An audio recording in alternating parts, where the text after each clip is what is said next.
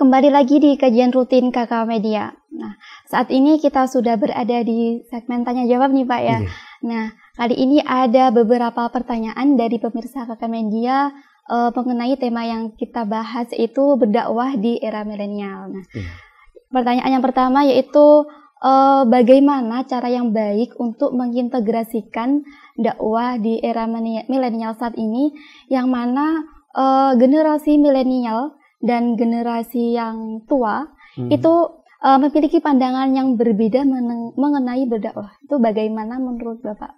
Oke, tentu saja dalam kaidah beragama Mbak Vivi ya, Ahlus Sunnah wal Jamaah, satu pandangan berfikir yang khas dari kelompok Ahlus Sunnah wal Jamaah yang diikuti oleh mayoritas umat Islam di seluruh dunia adalah sebuah kaidah al-muhafadzatu ala qadim soleh wa akhdhu bijadidil asrah.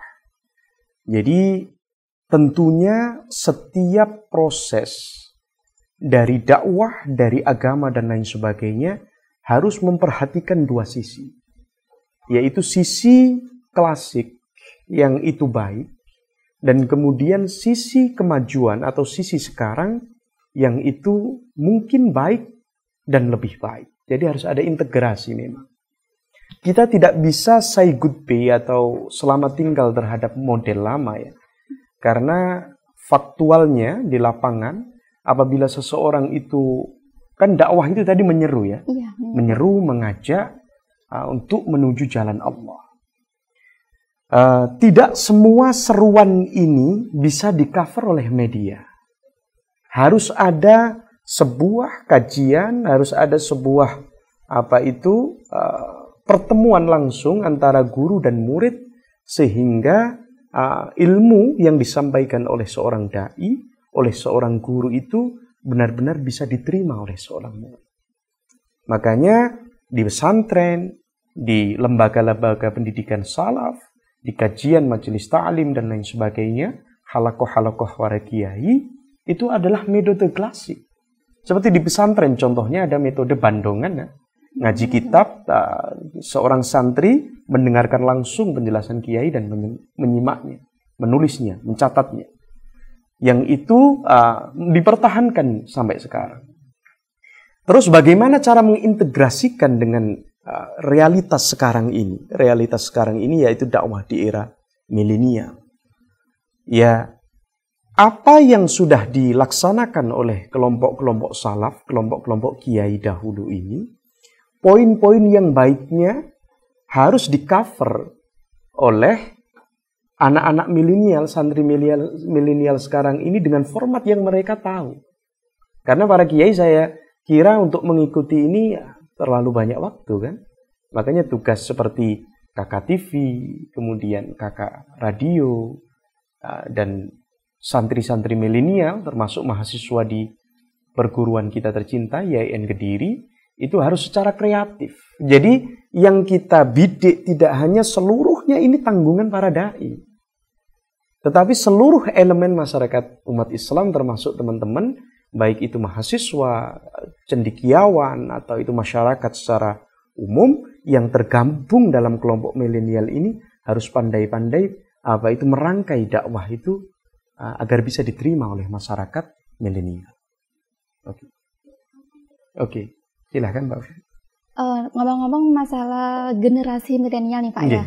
Nah, generasi milenial itu saat ini kan sangat dekat dengan teknologi, apalagi dengan media sosial. Nah, perlu nggak menurut Bapak dakwah saat ini tuh dilakukan di media sosial pula? Ya, sangat perlu Mbak. Kalau kita tidak mengeksplor dakwah melalui medsos kan, baik itu Facebook, Instagram, YouTube, dan media yang lainnya, tentu segmen pendengarnya ya hanya lingkungan generasi X, generasi tua atau sangat terbatas. Tetapi apabila itu disampaikan poin-poin dakwah itu melalui medsos, itu kan bisa terrecord dan bisa menembus batas fisik ya. Sehingga pendengarnya itu tidak hanya masyarakat lingkungan di dai itu atau dalam satu majelis taklim atau dalam satu pesantren, tetapi meluas gitu Mbak Vivi. Jadi sangat perlu integrasi antara dakwah dan media sosial seperti yang Mbak Vivi sampaikan itu sangat perlu. Iya. Nah, masalah dakwah baik itu dilakukan di media sosial maupun dilakukan langsung di masyarakat itu kan pasti memiliki banyak sekali tantangan nih Pak ya.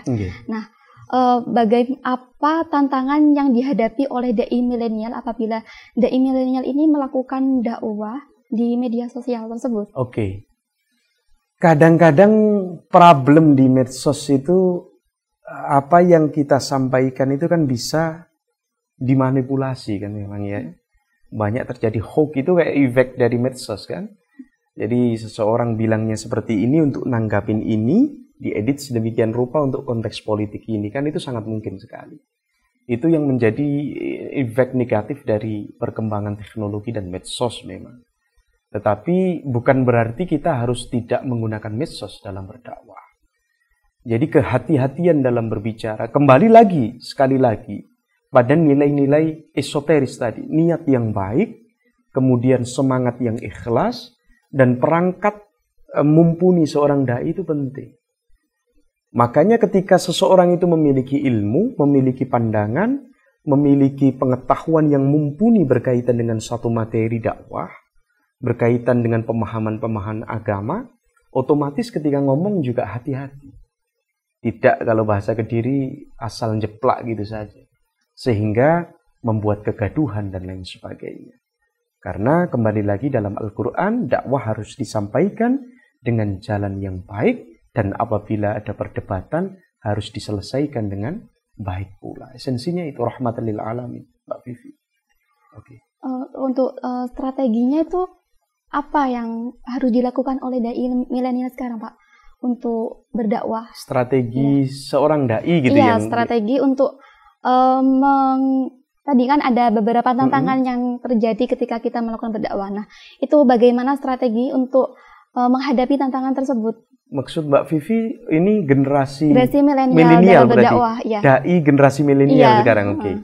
Berarti bagaimanapun ya kita harus mengikuti perkembangan zaman. Akhdhu bijadidil aslah tadi, kita harus tetap mengambil perkembangan zaman yang baik. Kalau media sosial hanya diisi oleh kebencian, hoax, fitnah, kemudian ghibah dan lain sebagainya, tentu efeknya akan cenderung banyak negatif. Jangankan kita generasi milenial ya, sekarang ada generasi post milenial malah. Seperti anak saya itu umur 2 tahun itu sudah kenal TikTok. Ya, kalau saya kenal HP, gadget dan lain sebagainya itu sudah SMA dulu. Ada post milenial sekarang ini, anak-anak yang masih kecil itu sudah kenal TikTok, sudah kenal YouTube dan lain sebagainya. Maka bagaimana luar biasanya media massa itu mampu berinfiltrasi kepada anak-anak atau generasi muda sekarang. Makanya pembuatan konten yang bagus, kemudian pengemasan dakwah yang menarik, itu kan kita harus banyak belajar di situ. Dan perlu melakukan integrasi kepada orang-orang generasi milenial yang memang memiliki kecenderungan dan kesukaan mengotak-atik IT. Jadi itu perlu.